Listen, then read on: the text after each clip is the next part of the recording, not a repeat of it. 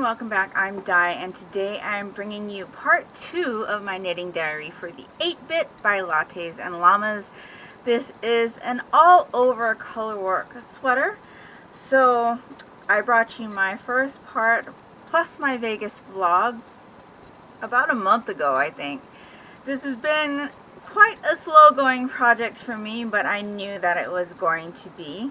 You'll notice that the title of this part is Third Time's a Charm, and there's a reason for that. But let me show you what I've got right now. So, I am housing the project in my Leading Men Fiber Art bag. This is a bag of one of their colorways that I had ordered. It's something about keep going on or something like that. I will put a little text down below and let you know what the color name was. But I loved the yarn. I ordered a sock set of the yarn, and then they had this bag and I really loved it, so I picked one up. It's a good size for a sweater project, and you can see that on the inside it looks like the Pro Bumps, which is the reverse side of a knitted project. So anyway, I do have quite a bit of progress from what I showed you last. I think it's quite a bit of progress, but you may not think so. Like I said, this is taking me quite a bit of time because I do really have to concentrate on the charts. So this is what I have so far. Let me move a little bit more this way, and there you go. So this is the first sleeve. I am pretty happy with that. What do you think? I think it looks great. And the color changes, although it's not as quick as I would like, I am pretty happy with how that is going. So, when I talked to you last, I was here. And you can't see that, but that is a Little Mermaid or an Ariel charm from Disneyland. But I have done this much since I talked to you last. Now, shortly after I finished this area, I started to do the sleeve increases, and let's just say that I did not understand what the instructions were telling me to do. I read it again, and I read it again. And even though it does tell you to go ahead and take out your markers if you have marked the sections, because you can see that this touches here. There are 2 chart repeats right here, and then there's 2 more chart repeats on the back.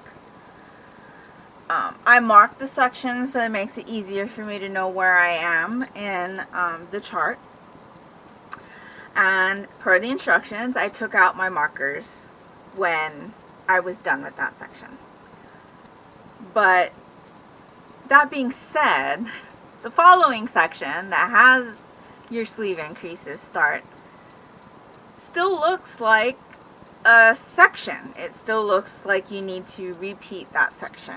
And the way my brain was interpreting the instructions, it sounded like you follow that chart through the section. And even though I didn't have it marked in sections anymore, that's how my brain had interpreted the instruction. And so I had gone all the way through chart, I think it's called 1A or 1.1 or something like that. Got to the end and counted all my stitches, and I was all like, I have way too many stitches. So then I thought, okay, maybe I was only supposed to repeat the chart once so that I would only have 2 stitches increased per round, and then just do this grid chart for the rest of it. And so I did one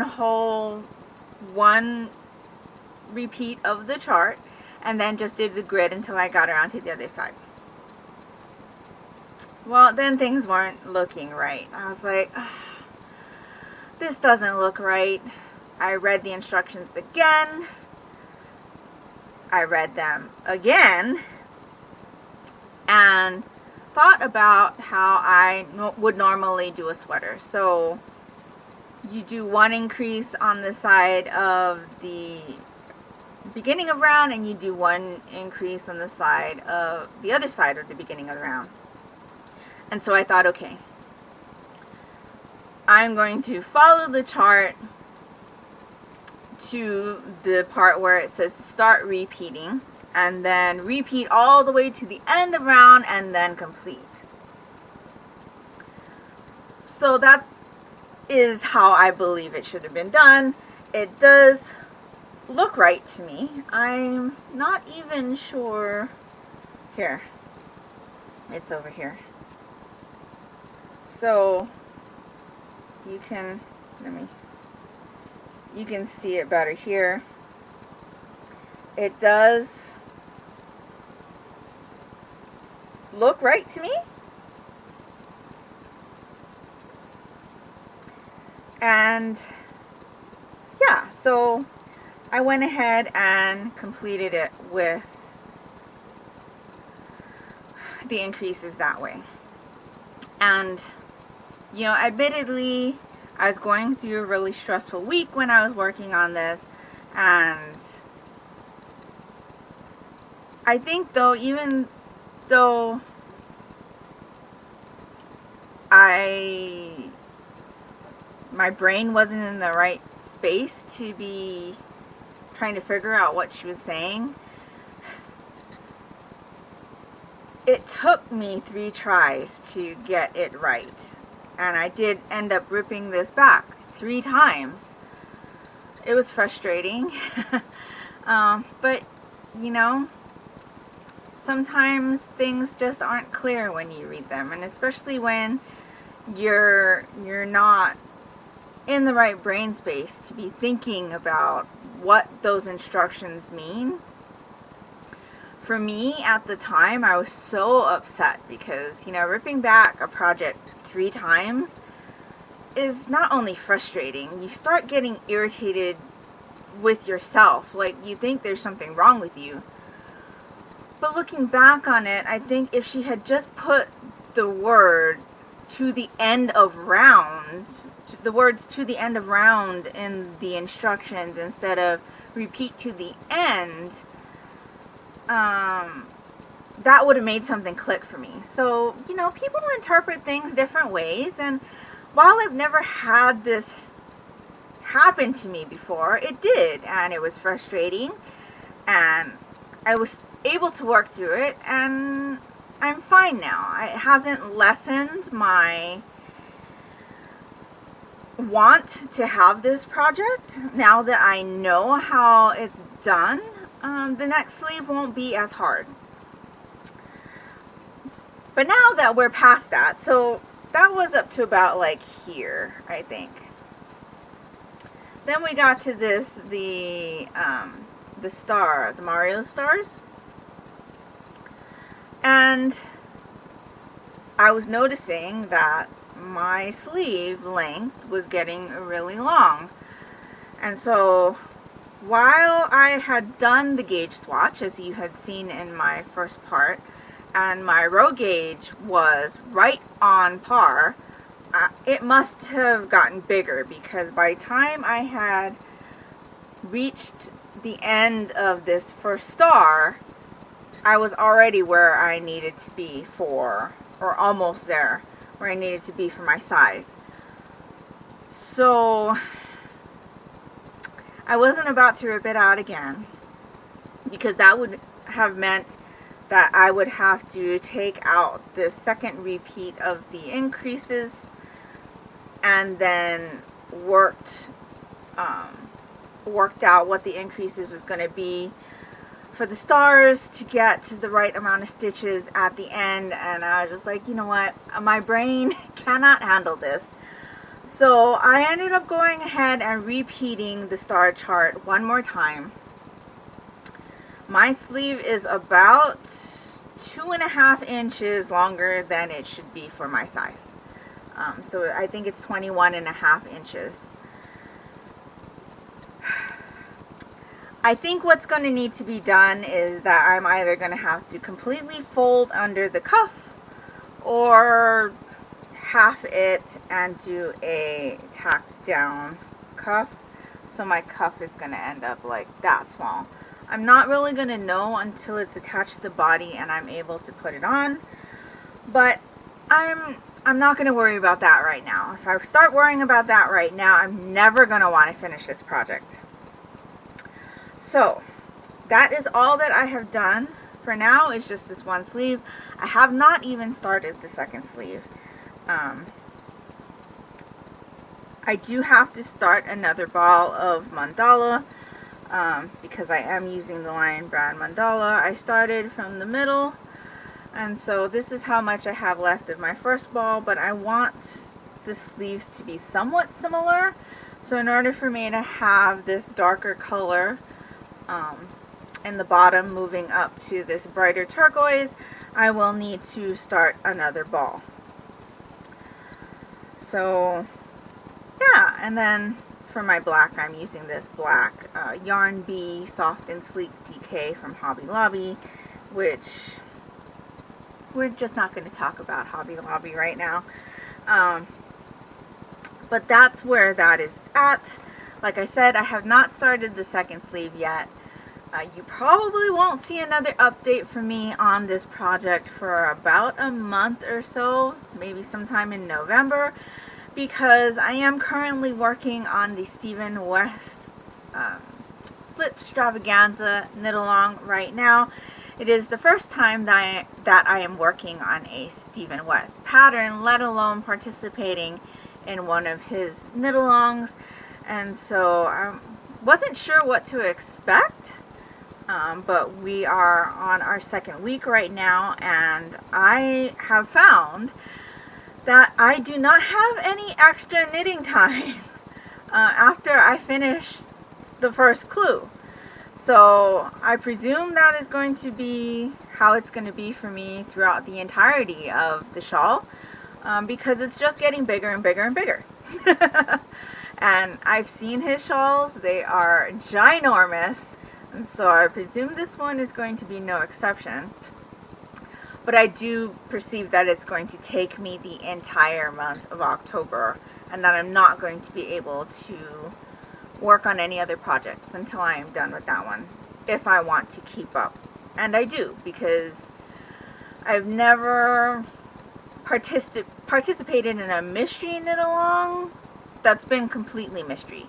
Like this, the 8-bit is a mystery knit-along, but I started it so late that I already knew what everything looked like. And then there's definitely a benefit to that. I was able to look at other people's project notes and see maybe if they had the same kind of issues that I was having. Of course, nobody had the same issues that I was having interpreting what she was saying to do the increases, but I did have that as a resource. I could see that, you know, people didn't have the issue, so obviously it was just me and how I was interpreting the instruction. But it was nice to be able to go through people's project notes and read about that and see, you know, what kind of issues they might be having further on down the line. And that's what makes it beneficial to start a mystery knit along late or be behind, because you do have that resource.